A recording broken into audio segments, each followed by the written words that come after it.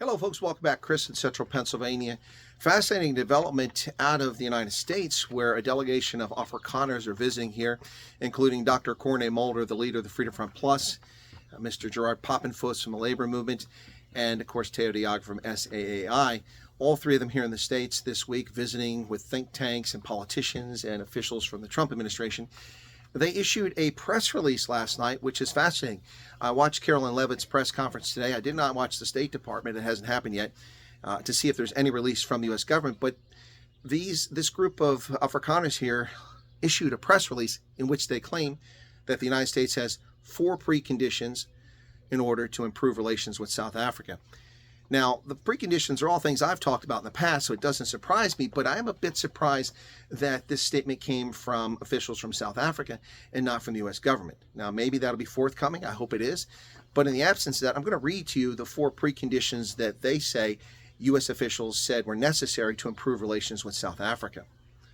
So the first one is the classification of farm attacks as a priority crime.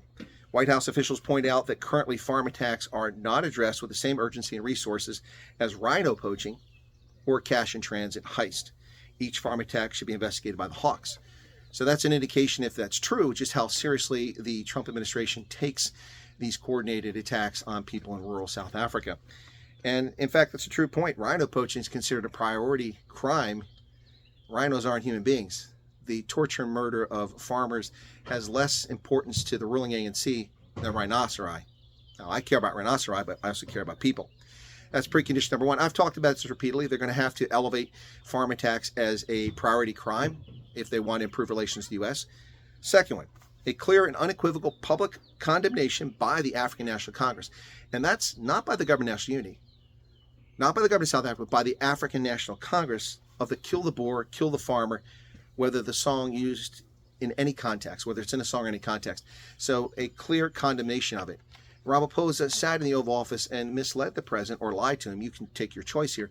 When he said that we condemn that. Of course, he didn't condemn that. He came back to South Africa when asked the question about whether action was going to be taken about Julius Malema singing Kill the Boer. He said, well, it's free speech. He can say that. The problem with that, of course, is that in 2003, South African high courts determined that to be hate speech and unlawful. And then suddenly now it's lawful to sing songs about murdering white South Africans. How is that even possible? But a clear and unequivocal condemnation from the ANC, and that isn't going to happen. Number 3, no land expropriation without fair market compensation, which complies with Section 25 of South Africa's Constitution. Expropriation should only proceed after all legal processes have been fully exhausted. Well, that is exactly what the Constitution says. So that's another thing I said. So we've talked about priority designation of farm attack for crime, a condemnation of kill the Boer, and no land expropriation without compensation. And then finally, an exemption for USA entities from all black economic empowerment requirements. Any race-based legislation that may constitute a non-tariff trade barrier should not apply to U.S. entities. Now, of course, improving relations has come down to the concerns about trade and the tariffs, the looming tariffs, which I'm going to talk about in another video here shortly.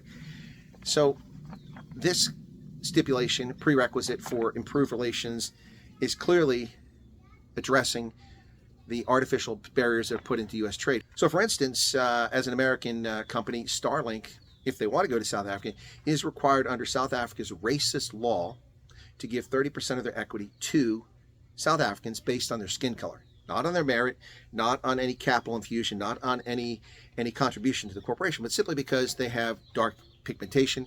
They get to have 30% of the company that Elon Musk put everything at risk to build. The USA doesn't believe in racist laws, and that's a racist law. And you'll not subject our companies to that artificial tariff and barrier to our entry into your marketplace if you want to do business with the U.S. So those are the 4 preconditions, and that's what this group of Afrikaners has claimed. I've not had a chance yet to speak to any of them.